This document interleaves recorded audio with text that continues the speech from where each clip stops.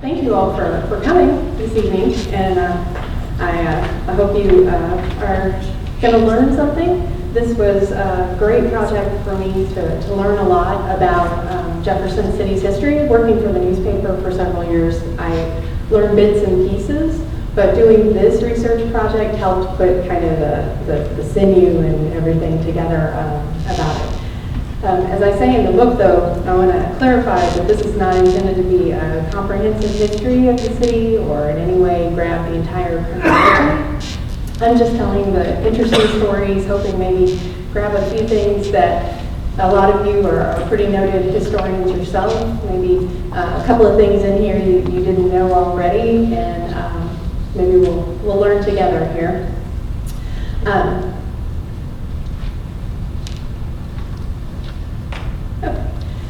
So I wanted to start out and tell you a little bit about me. I love origin stories. So anything that's the first generation, anything that's how did they come up with that in the first place, or why did they leave what they knew and go to something that they didn't understand or didn't know. Those have always just fascinated me. So this was really fun to kind of dig into Jefferson City's origins and those first people who came to a wilderness, to a place where a city was going to be but wasn't there yet. Just very fascinating. This book is actually kind of a fluke, if you will. I had contacted the publisher about the research that I'm doing on the Tuskegee Airmen who attended Lincoln University. And they said, well, that might not fit our audience, but we're looking for somebody to do this book. So then I'm like, oh, okay. So I kind of set my other project aside to do this. But I hope you enjoyed it, because I really enjoyed researching it, and it's really fun to kind of have it out here and to get to share it with you all. So up here, I just wanted to give a little credit to all the sources that I was able to use in just this first section of the book on the earliest origins. And as you can see, several of the primary sources up there came from the Missouri State Archive, and those are open to the public. You guys are welcome to come in and take a look. In fact, we have one of the original papers from the permanent seat of government up there. It's out in a display case in the lobby, so before you leave, I encourage you to go over there and take a look and see the original documents. That's what the archive's for, to hold those and preserve those, but also for you to come and look at them for yourself. As John Dugan mentioned earlier, you can actually, if you own a property within the original city limits of the city, you can come look at the seat of government records, and you can find out information about your home, your property within that area. So that's just really fun to just be able to connect with the properties in that way using the original documents. And I want to say a personal thank you to the local historians who let me pick their brains, and they'd already done the research, so it was nice to just be able to hear from them about what they learned. And there at the bottom, the Cote County Historic Society and St. Peter's Church, great resources. So I encourage you, if you're doing any kind of research projects, to consider them as well. You might be able to find some documents you didn't know existed at those places as well. So as Vicki said, Jefferson City's existence is owed entirely to a state commission that was formed to select what was an unclaimed forested hill of limestone on the south bank of the Missouri River. Now, like all of Missouri, it passed from Spanish to French hands and then to the United States and the Louisiana Purchase. And as the Missouri Territory, it was part of St. Louis County. And then when Howard County was created in 1815, it was part of that. Then it was part of Cooper County when it split in 1818. And then Cote County finally became its own in 1820.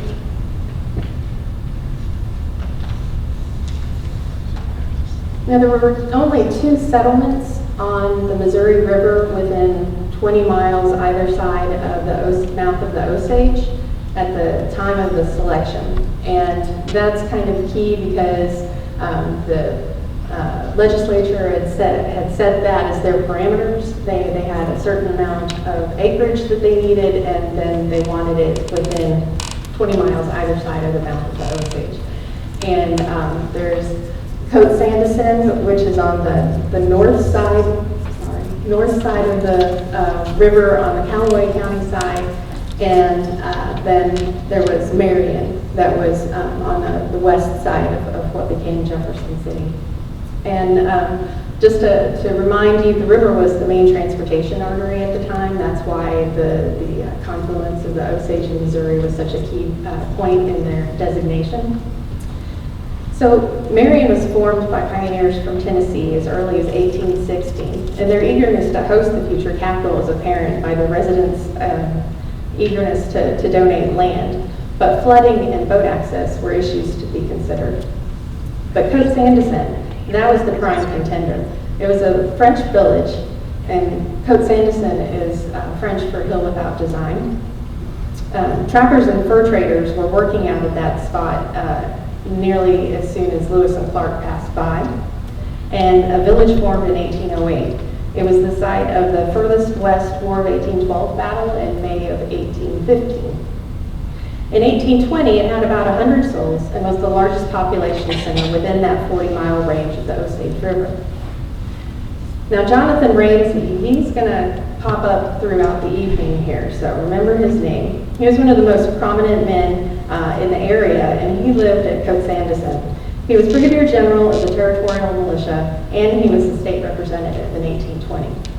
So while they were meeting in St. Charles, he's kind of attributed with being the one to put that parameters in for being within 20 miles, because then it didn't go all the way to Franklin, which was one of the larger settlements out this far. So Jonathan Ramsey was really pushing for Cote Sandison to be the capital, and many legislators considered Cote Sandison a done deal as well.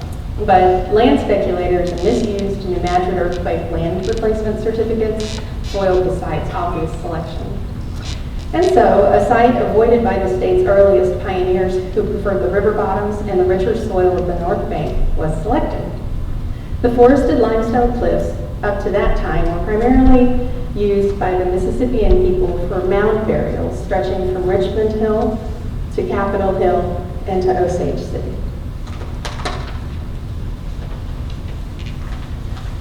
Now, here's one of my favorite guys. His name is William Jones. And as far as I can tell, he was the earliest settler here. He had a shanty that he used as a tavern that I'm assuming that the lot that he eventually bought when state lots were actually plotted and sold is the same location. It would be on the end of Harrison Street, which is actually just out this door and down this way. So we're almost there if he was still here. But he was here before 1819, and a visitor to his tavern about that time remembered paying a silver quarter cut from a Mexican dollar for a half pint of liquor. So William Jones was a Revolutionary War veteran, and you'll find that there were a lot of Revolutionary War veterans and War of 1812 veterans who came out this way. William Jones joined the Patriot cause in Virginia during a draft for young men, and he helped build huts in the 6-inch snow at Valley Forge, and then he crossed the Potomac River to fight at the Battle of Monmouth. In Cole County, he was one of the first to receive a ferry license in Jefferson Township. He was one of the first justices of the peace in Jefferson City, and he was an original city trustee when it was incorporated November 7, 1825. He moved to Rocheport in 1829 when his son Robert Jones took over the tavern. Robert Jones was equally involved in the community and served 6 years as city collector before he moved to Texas. Now, Robert Jones married Mariah Ramsey. If you remember Jonathan Ramsey, that's her dad. So you've got these two families joining forces. Mariah's brother, Josiah Jr., wound up coming and being the second person to live here in what became Jefferson City. And they were the only two families living here at the time of the sale of the first lots in 1873. Okay, so this map is fun. So I tried to kind of show where the original plat for the city ended. And then we'll get closer to the marked off places a little later. Those show where the first lots were actually sold. But I wanted to introduce you to the 5 commissioners who the General Assembly appointed to make the selection that became Jefferson City. And they were from Howard County, New Madrid County, Pike County, and Wayne County. And then Daniel Morgan Boone, who replaced his late brother Jesse Brian Boone from Montgomery County. So in December 1821, these commissioners gave their final approval for the bleak site that became the future capital city. The site met the required 2,560 acres in 4 sections of unclaimed public land. And the commission described the land as too poor to support any considerable population or extensive settlement. So soon after that, Elias Barcroft and his wife's uncle, Daniel Morgan Boone, who had served on the commission, laid out 1,000 1/2-acre in-lots and 5 40-acre outlots.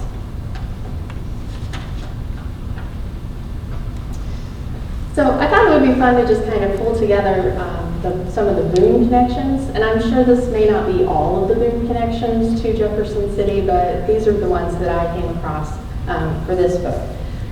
So a little background. Squire Boone arrived in America at age 21 with the Society of Friends, or the Quakers. He immigrated from Devon, England to Pennsylvania and then to North Carolina, where he married Sarah Morgan. One of their sons is the noted frontiersman Daniel Boone, who moved from North Carolina to Kentucky in 1770. Third generation Daniel Morgan Boone and several of his brothers, including Jesse Brian Boone, were among the first to receive land grants west of the Mississippi River in the future Missouri Territory. Now they created a salt-making operation near Booneville in 1805, and that is where he was when he came here as part of the commission and then helped survey for the lots. Daniel Morgan Boone later moved to Jackson County, and then for nearly a decade was in Kansas teaching farming to Native Americans. Now, some sources suggest that Margaret Vance, who's the wife of Elias Barcroft, was a niece of Daniel Morgan Boone. That needs more research. But we'll talk about it anyway, because he's a pretty neat guy. A New Jersey native, Barcroft had been surveying land as early as 1808 in Ohio and then Illinois, and had been appointed deputy surveyor of the Missouri Territory in 1813. He was responsible for surveying the 5th principal meridian, which served as the baseline for future surveys of 2 million acres of land in the Louisiana Purchase. In 1822, when he conducted the survey of Jefferson City, Barcroft was a senator from Howard and Cooper counties. In 1823, he began 10 years of service as the state auditor. He was among the first 5 city trustees when Jefferson City was incorporated, and he served as a commissioner of school lands and also commissioner on the first county jail constructed in Jefferson City. After his death of cholera in 1851, the Barcroft home at the southeast corner of Main and Madison, where the parking garage is today, was used as the post office. Now, Barcroft was joined in the state auditor's office in St. Charles in 1823 by his brother-in-law, Hiram Baber. When the state government relocated to Jefferson City in 1826, Baber and Barcroft carried the state archives by canoe along the Missouri River. Baber later also served as state auditor for 8 years.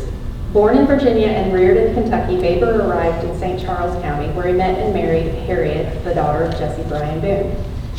He served in the state's first constitutional convention in June 1820 in St. Louis.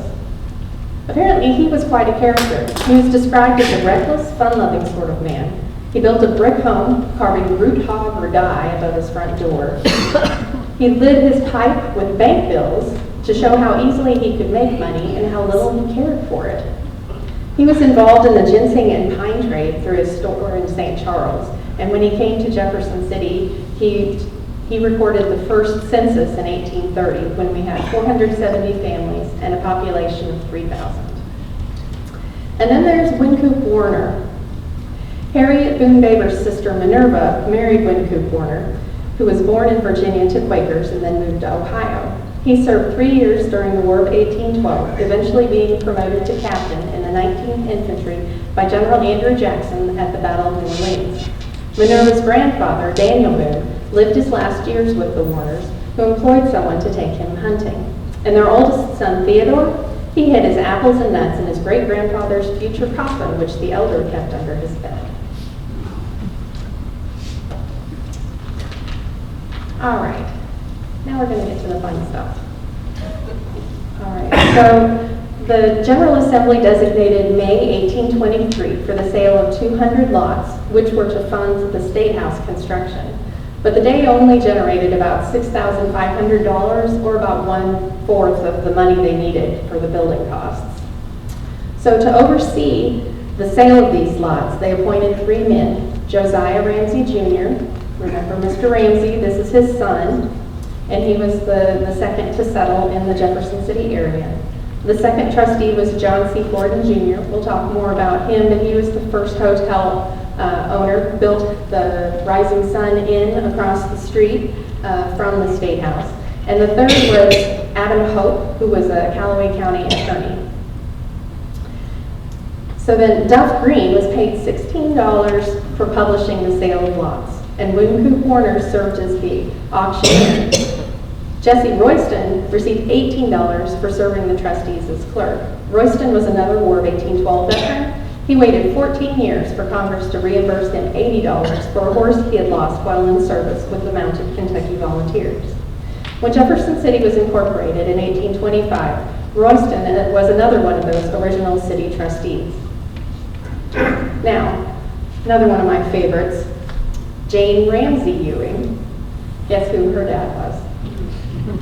So, essential to the sale of lots was a plat map.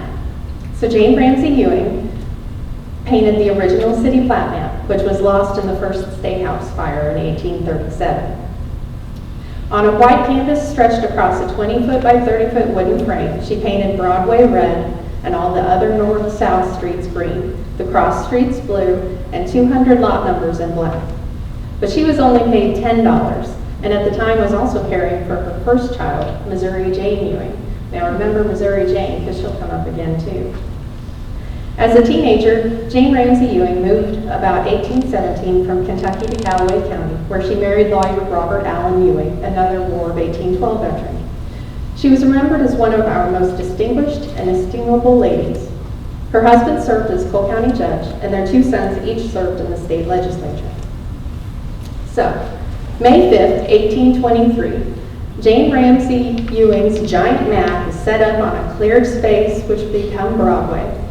During the sale, Mrs. Ewing stood alongside her creation with a long pointer indicating each lot, as it was called by auctioneer Wynkoop Warner, who happened to be Callaway County Sheriff at the time.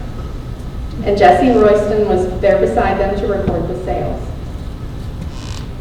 In all, 60 investors bought the first 200 lots that day in May 1823. The average price paid, $32. The purchaser only needed to pay 1/3 of his bid. They could pay the next year in installments. So trustee John C. Gordon Jr. bought 19 lots that day. Many of them were on valuable corner lots. That included the site of his future tavern and inn, the Rising Sun. He was the son of a Revolutionary War veteran who settled in Cote and Dessein. When the county government moved to Jefferson City in 1829, its first meeting was held in Gordon's house, where Bishop Funeral Home is today. And until the new county courthouse was built in Jefferson City, the government rented space for a clerk's office out of his home. Trustee Josiah Ramsey Jr. bought 10 lots, mostly in the 200 and 300 blocks of East High Street, plus a couple choice corners in the future Milwaukee area. And Jonathan Ramsey, well, he bought 15 lots himself. Trustee Adam Hope bought only one lot, the northwest corner of Jefferson at High, where Thomas Lawson Price would build the Virginia Hotel, later known as the Central Hotel. Robert and Jane Ramsey Ewing, they bought the northwest corner of Madison at High, where the City Hotel stood before today's Central Trust Building. First resident William Jones, he bought only one lot at the southeast corner of Harrison and Water Street, where he continued to operate his tavern, right out here. The most lots were purchased by Boone County merchant Peter Bass. He bought 23. Born in Maryland, Bass lived in Nashville, Tennessee before moving his family to Boone County in 1819. The Peter Bass Plantation, 10 miles southeast of Columbia, may best be remembered as the place where African-American horse trainer Tom Bass learned his trade. Alfred Basie, a state representative from Howard County, bought 15 lots and moved his family to Jefferson City. He eventually bought the entire 400 block of East Capitol Avenue, where he built the first brick house in the city. Basie later bought 16 lots from Peter Bass, and he once owned all of College Hill, today known as Richmond Hill. He was a cousin to 2 presidents and served as a postmaster for a time, and then he later bought the Raisin Sun Inn from Mr. Gordon.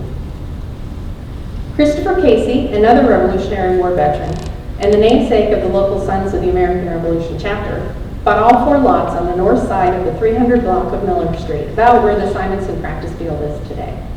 And as just an aside, I share a common ancestor with Christopher Casey, so that was kind of fun to track that down. And Daniel Colgan Jr. opened the first general store in Jefferson City not long after this sale.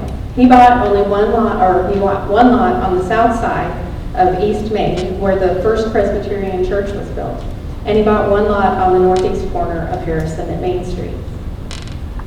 Colgan had opened the first general store in Cote, Dessein in 1822 with his father, who had been a tailor and former justice in St. Charles. Colgan moved to the future Jefferson City site by November 1823, when Jefferson Township was established after a meeting held at his house.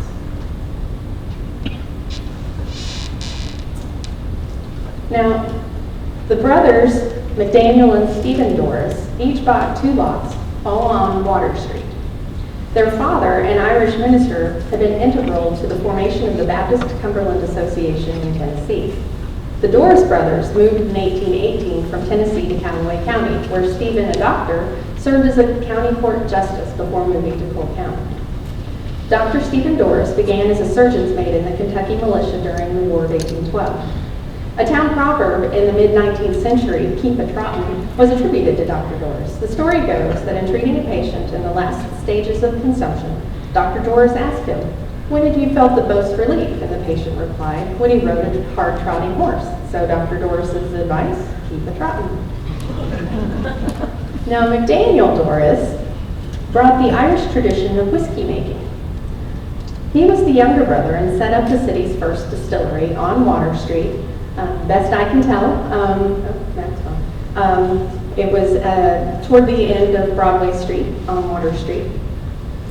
His product is described as clear and sparkling like spring water with a potent quality that caused those who drank it to fight snakes where others could see no snakes.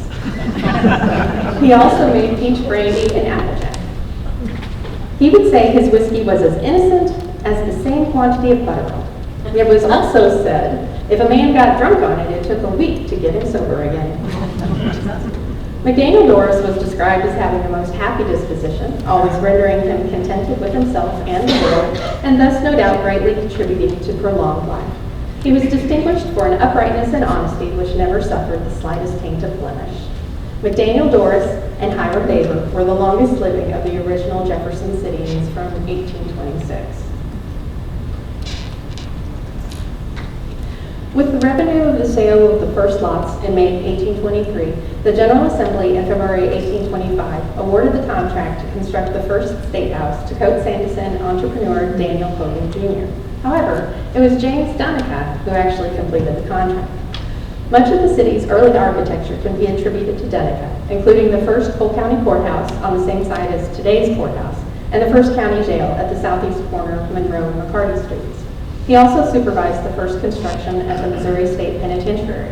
Born in Kentucky, Dunica was a tanner, shipping furs to St. Louis from Cote when the capital opportunity arrived. And he was a charter member and the first Grand Master of the Masons. The first state house was 2-story, 60 feet by 40 feet brick. It had a rock foundation and 8 fireplaces. It was built facing the Missouri River in the 100 block of Madison Street, where today's Executive Mansion is. The 4th General Assembly met for the first time in Jefferson City with 38 representatives and 14 senators on November 20th, 1826. One half of the State House was used for senators on the first floor and representatives above. The other half served as the governor's residence. Bachelor John Miller was the first governor to take up the residence. A War of 1812 veteran from Howard County, Miller was elected in a special election in 1825. Governor Frederick Bates had died in office in August, just after Lieutenant Governor Benjamin Reeves had resigned. So records show 30 households called Jefferson City home when the legislature arrived. In addition to the named men, they represented at least 50 women and children and an unknown number of enslaved people. Half of those heads of households in 1826 were involved in the State House construction. Many moved on after the project was completed. But a few stayed, like Carpenter Terry Skurlock, who had served in the Tennessee militia during the War of 1812 and then signed up for another 5 years with the U.S. Rifles. And Carpenter Azariah Kennedy, who built a steam mill at the north end of Monroe Street before the railroad depot. Then there's brick mason Reuben Garnett, who built several early buildings, including the longtime newspaper office at the northeast corner of Madison Street and Capitol Avenue. And then there's David Scribner, who bought 240 acres of land near Russellville in 1831 and became one of the charter members of Cold Spring Baptist Church, one of the oldest churches in the county.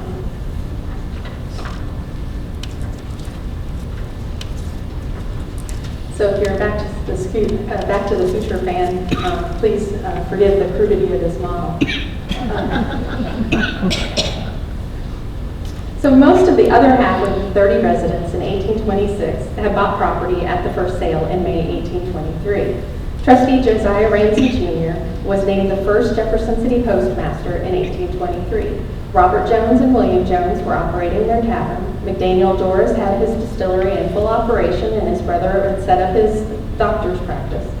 Daniel Hogan had his general store open on what became Capitol Hill.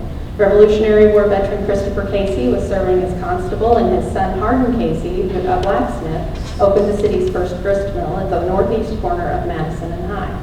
Robert Ewing was practicing law, Jesse Royston was a teacher, and there was the Rising Sun. John C. Gordon opened the only inn when the more than 100 legislators and their staff arrived in 1826. It was conveniently across from the meeting house, but those who didn't get a room there had to either stay in a tent or find a room with the residents who were here. He had the only tavern license when the legislators arrived, though a few other people received tavern licenses later. The reason it was called the Rising Sun was the front entrance was decorated with a picture of the sun in its meridian splendor, rays glowing, points glittering, according to the State Journal. Now, there were a few entrepreneurs that arrived in between the sale of lots in 1823 and the arrival of the General Assembly in 1826. Hiram Boger, he was teaching school. Jefferson T. Rogers, who had served 7 times as mayor, had a tannery and ferry landing at the north end of Harrison Street. So I bet he and Mr. Jones got along real well because they were both right here. George Woodward and Samuel Hart were merchants, and James Moss owned a grocery. And then there's Calvin Gunn. Calvin Gunn published the first newspaper in Jefferson City, June 14, 1826. The Jeffersonian was a 5-column, 4-page weekly, filled mostly with state and national news. Coming from St. Charles, where he already established a working relationship with the General Assembly, the 28-year-old partnered with a 19-year-old William Dunica from Cote to open the newspaper office on Madison Street across from the State House and next door to the Rising Sun. It was a 1-story, 2-room building equipped with 2 hand presses. Gunn built a temporary log home for his family at the south end of the block. When Dunica left the operation 2 years later, Gunn renamed the newspaper in 1828 as the Jeffersonian Republican. Gunn held a monopoly on the city's news and the state's printing contracts for more than a decade. As you might have followed, a lot of the early Jefferson Cityans were transplants from Marion and from Cote and Dessein. Those who chose these two mid-Missouri settlements most often came from southern states, including Virginia, Kentucky, and Tennessee. And many were veterans or the family of those who served in the Revolutionary War or the War of 1812.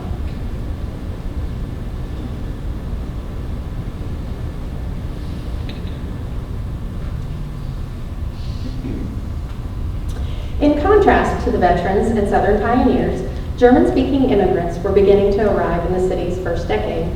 The frugal do-it-yourself culture was in contrast to the ideal Southern aristocracy held by some of the earlier residents. These contrasting cultures would work together to build the city, though some issues, especially emancipation, would divide them. Many of these pre-1840 German-speaking immigrants were craftsmen and had a hand in building the earliest state buildings. Matthias Wallendorf took the skills he learned from his father Josephine and built the first privy on Capitol Hill. He also built the fencing around the Capitol grounds. He owned a carpentry business and operated a sawmill in what is today the mill bottom. Christopher Coltmeyer laid the first stones for the 1837 Capitol. He and his brother Frederick were stonemasons from Hanover. They operated a quarry about where we are now, and it served their prosperous street and gutter work. Then there's Hanoverian Herman Tellman, who was a blacksmith and locksmith. He worked on the second Capitol and installed the locks on the first executive mansion. Tellman fought in the Prussian army at the Battle of Waterloo, and he also helped build the first St. Peter Church, putting up the Iron Cross on the wall building. Just for fun, it's interesting to note that there were an awful lot of Irish laborers and their families who lived in town during the construction of the Second State House.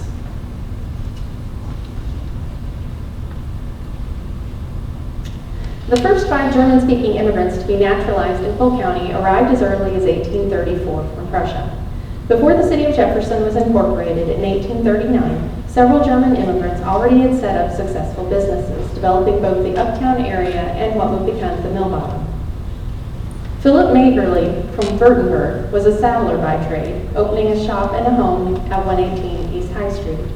The Obermeyer brothers learned weaving and the merchant trade from their father in Bavaria. Simon, the first to immigrate, and Louis operated the mercantile at the northeast corner of Madison and High Streets, while Joseph and Moritz made the caps which they sold. Perhaps the most successful of these earliest German immigrants was Gerhard Hermann Dooley, a Hanoverian teenager who arrived in Jefferson City in 1838. He worked in the brickyard and built a dairy farm, and then he took charge of the local mill in 1846. He built his own mill with the help of German-speaking partners in 1854 at the corner of Main and Walnut Street, establishing what would become the mill bottom. Over the years, other mills were built, making Jefferson City the hub for flour production for several decades. Dooley was instrumental in the early growth of St. Peter Church and also served the county as collector and sheriff.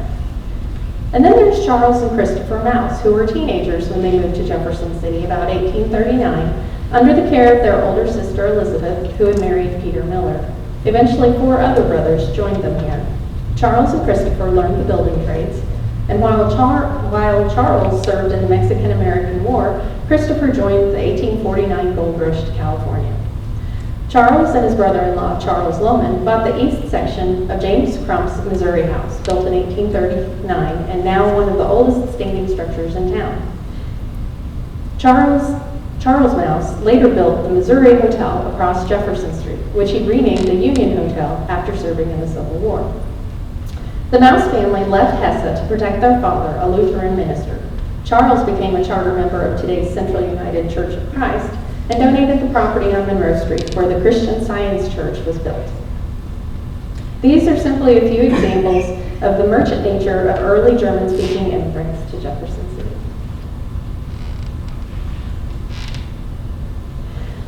By the 1840 census, Jefferson City was a year old, having incorporated in 1839. It had about 120 households, including the 7-year-old Missouri State Penitentiary, which listed 7 inmates.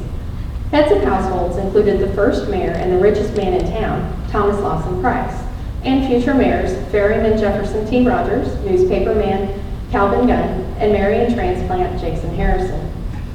Also living in Jefferson City at this time were brothers Meriwether Lewis Jefferson and Robert Randolph Jefferson, who claimed to be nephews of the president. In 1840, Meriwether married into another early pioneer family from Virginia, led by Gustavus Parsons. However, 2 years later, he was left a widower. Robert married Missouri Ewing, who was the infant when her mother, Jane Ramsey Ewing, painted the first town plat map for the May 1823 sale of lots. The 1840 census also included one free African-American household. Luke Ferguson was the only African-American listed on the census in Cote County. He had been enslaved by Callaway County resident Joshua Ferguson, who built the first Callaway County courthouse in 1826 in Fulton.